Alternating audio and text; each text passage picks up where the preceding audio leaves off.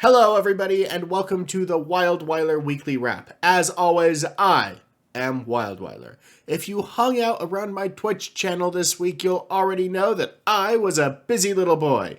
First off, I did manage to get through the 3 streams that I said I was gonna do. So, hooray for me. I can't remember when the last time I actually did 3 streams in a week without canceling one was, which means I guess I really did 2 streams in a week. Point being, I did 3 streams. The first stream was to finish the Anno 1800 scenario, A Clash of Couriers, and I did manage to do that, but there were a few bumps in the road. Are you fucking me, game? Are you serious? Are you serious? Like, let's go over this. Let's go over this. At no point in time does that route tell you to fly over the center of the map where all the AA guns are. Huh? Did it? Did at any point in time I say fly over the AA guns? No, I didn't. I didn't say that. I didn't say that. This route doesn't say to do that. I didn't tell you to do that. So you know what, you stupid airship? Screw you. I will say that of the 3 current scenarios in Anno 1800 right now, I think Clash of Couriers is my favorite, and that's entirely due to the presence of airships.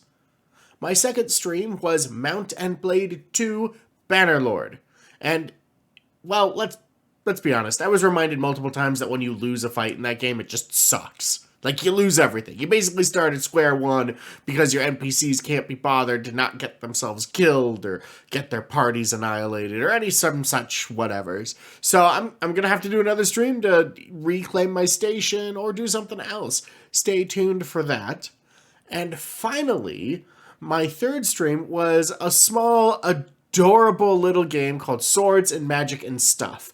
And it is like if Harvest Moon met RuneScape, and I really, really love it. I enjoyed playing it a lot, and my old enemy returned. No, they're eating me alive!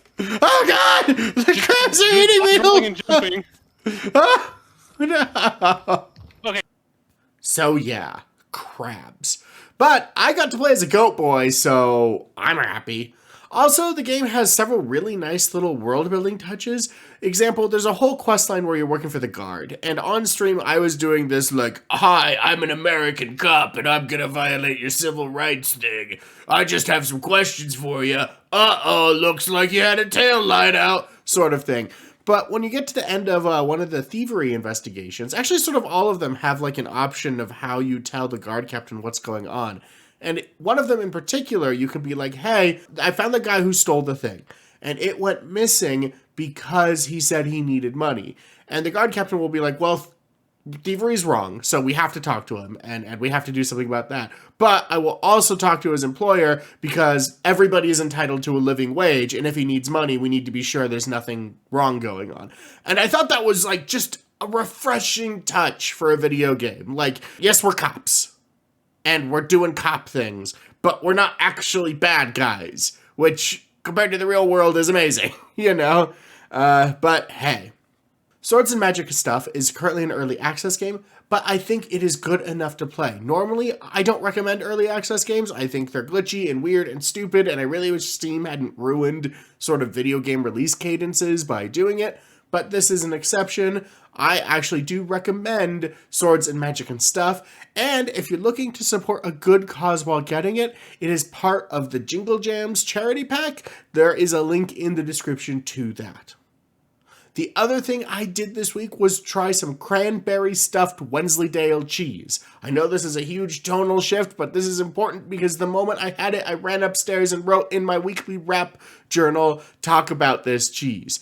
Oh my gosh, it is amazing. I understand everything that Wallace of Wallace and Gromit fame was talking about every time he talked about Wensleydale now because, woo, it is good. You should try it.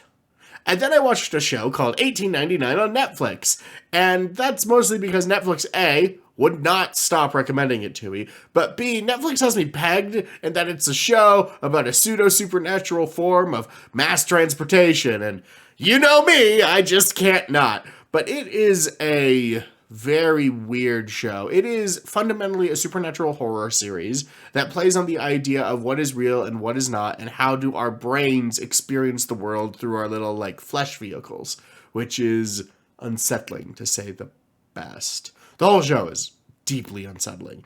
And I'm really worried that I'm getting losted here, and by that I mean Lost, the TV show, where a lot of setup is going to go in, and it's just not going to pay off for the emotional labor I'm putting in. If you're the kind of person who likes supernatural horror and have a really strong mental constitution, you might want to check this out, but you do need to be careful. The show is not adequately trigger warned or viewer discretion, like, at all. There's a lot of kind of shocking and disturbing things going on in it that they really, that the little, like, hey, these are the things, don't do justice.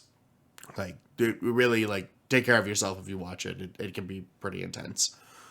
It does scratch that sort of, like I said, supernatural horror, mass transportation itch that basically only I have.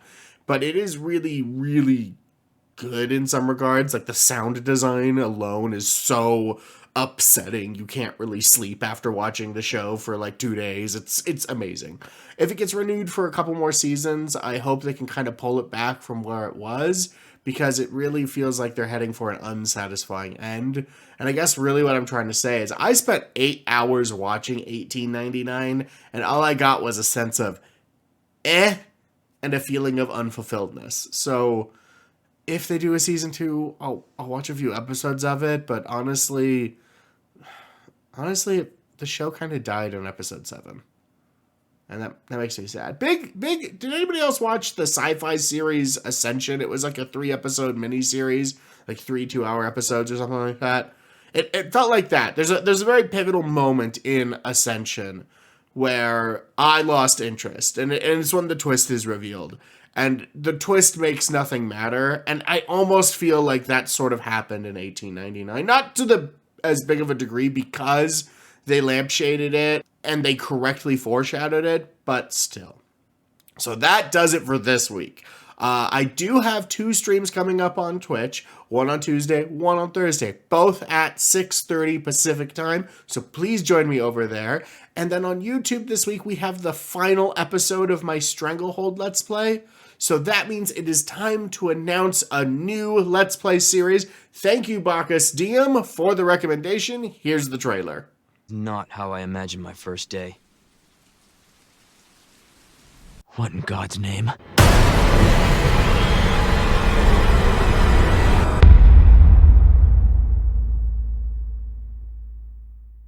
That's the wrap. Thank you for watching, and as always, have a wonderful day. Bye-bye.